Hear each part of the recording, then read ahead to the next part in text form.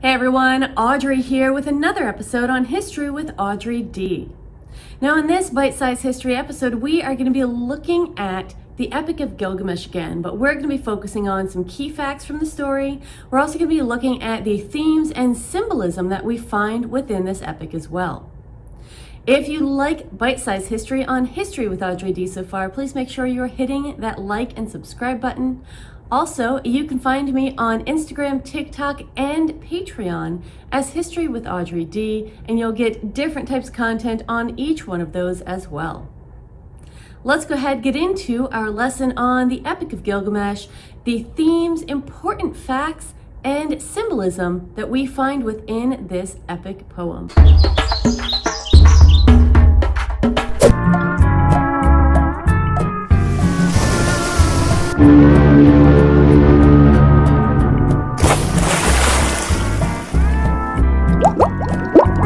Now, the very first theme that we're going to talk about in the Epic of Gilgamesh is love as a motivating force.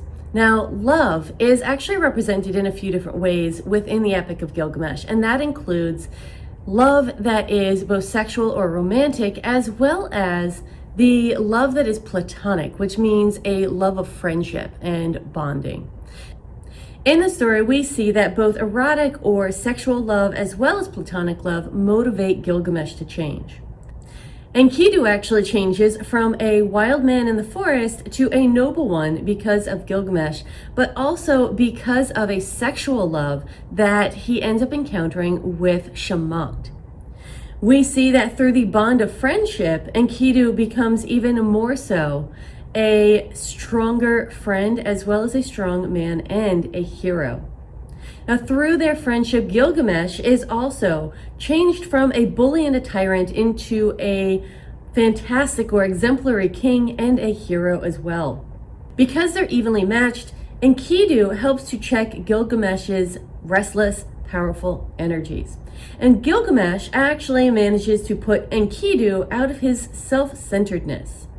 Now, Gilgamesh also has the connection to Enkidu, making it possible for him to identify with his people's interests. And this is where we get to see that shift, where he recognizes that the people actually matter and it's not all about him.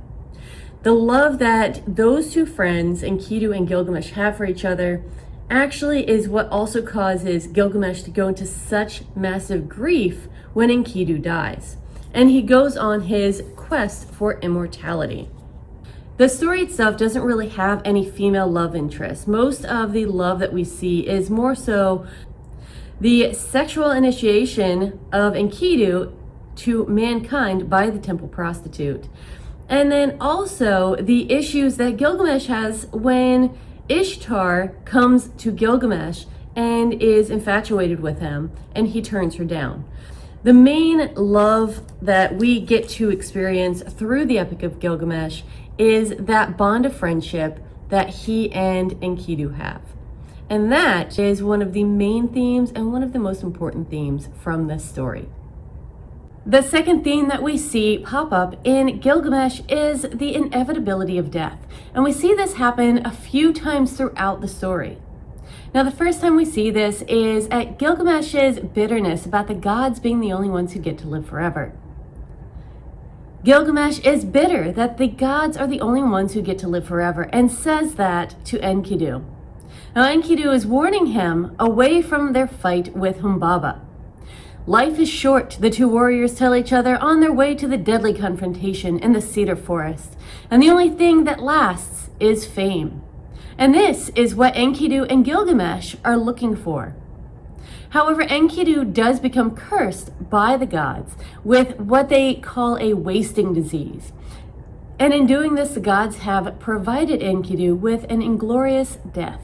What's meant by an inglorious death is that Enkidu will not get to fight and die in battle. He's going to die from a disease, and this is considered to be a waste of life. So Enkidu does end up dying, and Gilgamesh is faced with his own mortality as well. When Enkidu is cursed with an inglorious, painful death, the bravado rings hollow. Shamash, the sun god, consoles Enkidu by reminding him how rich his life has been. But though Enkidu finally resigns himself to his fate, Gilgamesh is terrified by the thought of his own. So this is when we see that Gilgamesh is actually terrified of his own death. And when he faces the death of Enkidu, he becomes even more so terrified. And he goes off after Enkidu's death in a mission while in mourning. And while still mourning the death of Enkidu, Gilgamesh leaves on his next adventure, in which he looks to find Utnapishtim. Utnapishtim, as we found out in the story, is the only person aside from his wife who was given immortality by the gods. And this is because he and his wife helped the survival of humankind after the flood. Utnapishtim's account of the flood reveals how ludicrous such a goal of immortality is. Since death is inextricably woven into the fabric of creation, and life is woven in as well. And even though humans die, humanity continues to live. From Utnapishtim's story, Gilgamesh finally has to settle with his fate of death. He knows that humanity will live on and that his only thing that he can do is to live a good life. And that is what Gilgamesh eventually sets out to do when he returns back to Uruk. And the last thing that we're going to be discussing is that the gods are dangerous. And we see this represented multiple times throughout the Epic of Gilgamesh. The way that we see this presented to us is through a number of trials that Gilgamesh goes through. We see that when Ishtar is spurned by Gilgamesh because she wants to have him as a lover, and yet Gilgamesh realizes that she does not keep lovers for long, and she tends to curse them, she goes back and has her father, Anu, send down the bull of heaven. Now, Gilgamesh kills this bull, and this upsets the gods again, so the gods decide to punish he and Enkidu by killing Enkidu. Now, this is also shown when we have the story of the Great Flood. So Enlil is the one who decides that he's going to have the Great Flood and destroy humanity because he despises them, and he feels as though they are not worthy of life. However, Ea is the one who ends up saving humanity by helping Utnapishtim and warning him and his wife so that their family, as well as seeds from every plant and animal on the earth, could be saved on the ark.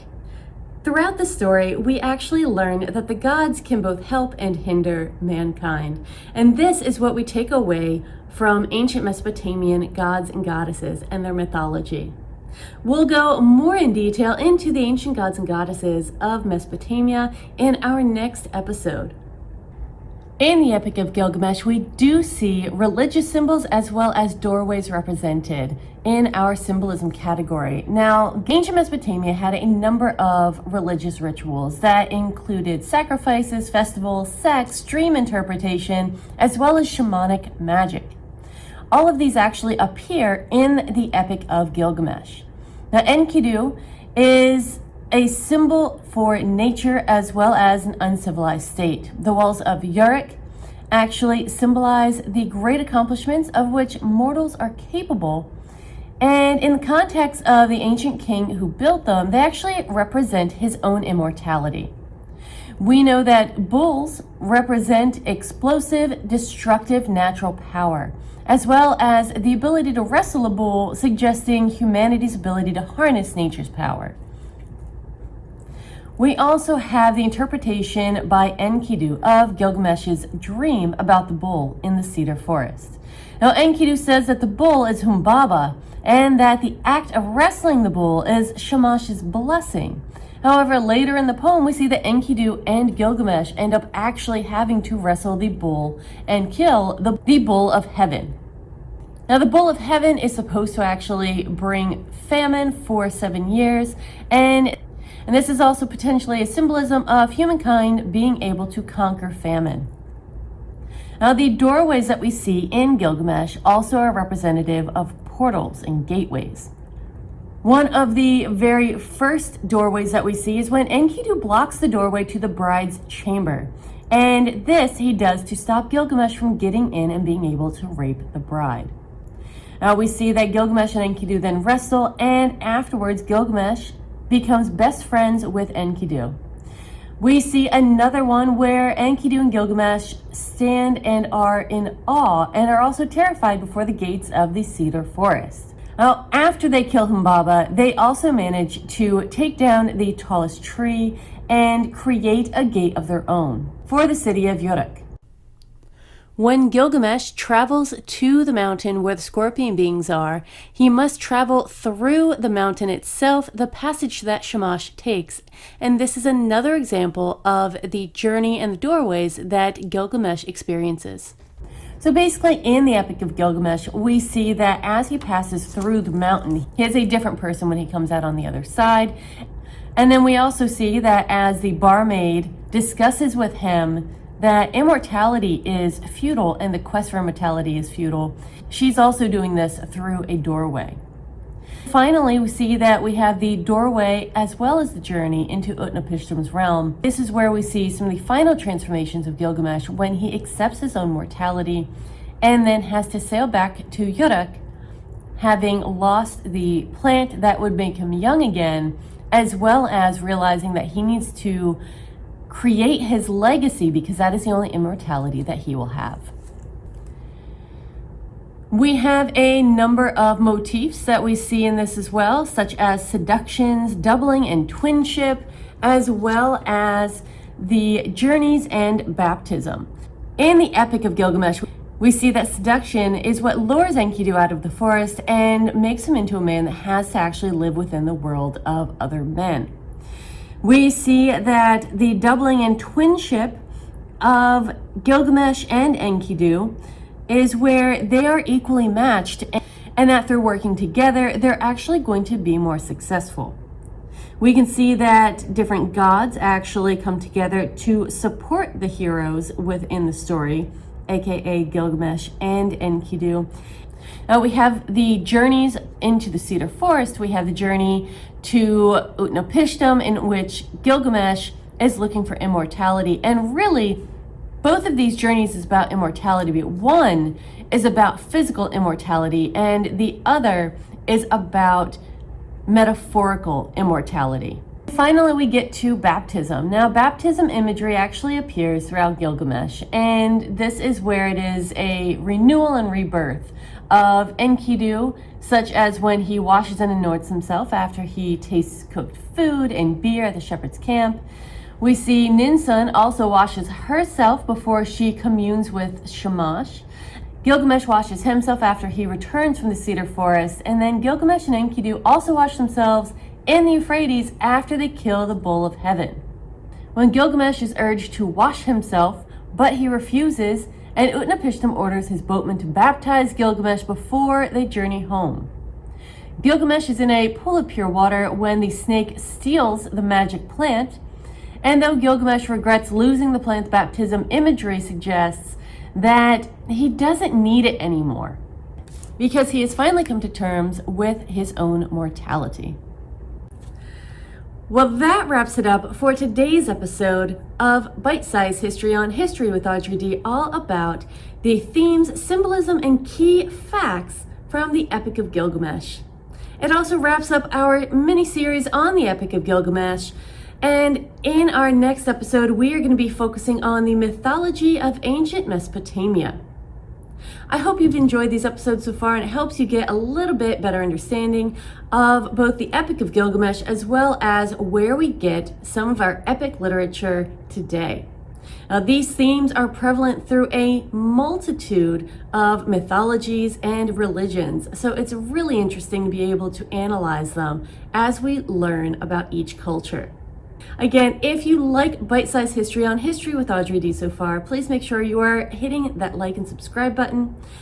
Also, you can find me on Instagram, TikTok, and Patreon as History with Audrey D for more exclusive content about each one of these topics. Thank you so much for watching, everyone. I hope you have a fantastic day, and I will see you in our next lesson.